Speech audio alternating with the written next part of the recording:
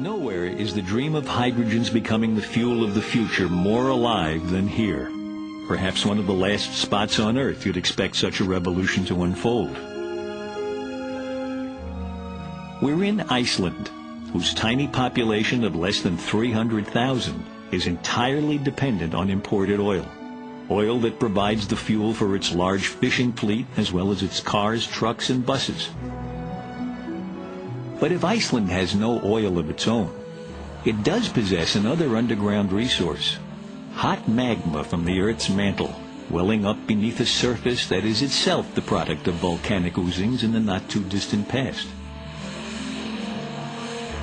In many places, the magma comes close enough to the surface to heat the groundwater to well above its boiling point.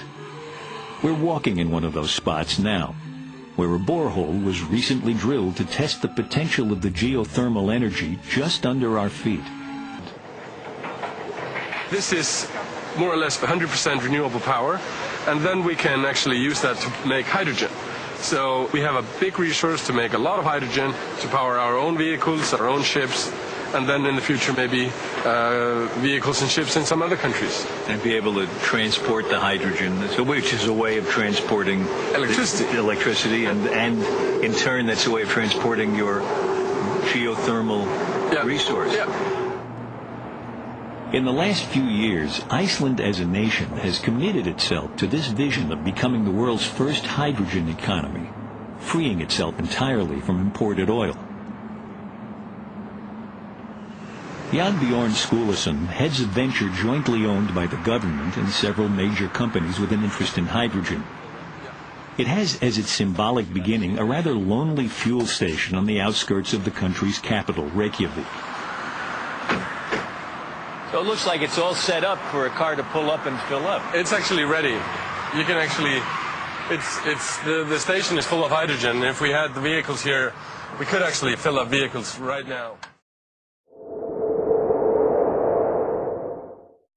As Canada's largest courier company, we are proud to be the first to introduce a fuel cell electric hybrid vehicle to our fleet. We are totally committed to protecting the environment and lowering our fossil fuel usage. We felt that Hydrogenics was the best partner to have. They gave us a total package, or a total end-to-end program. They not only produced the electrolyzer, the on-site fuel storage, the refueler, but they also did the entire truck conversion, electrical part, as well as the fuel cell too. If we can reduce the amount of fossil fuel we're using, that'll save us a lot of money down the road. It should be economically feasible. We know that the economic steps need to be taken slowly, but that's where we see the future. Tired of pumping expensive gasoline into your car? Well, one Japanese company reveals an eco-friendly car that runs on water. Using the company's generating system, water is converted into electrical power. Let's take a look at this amazing development.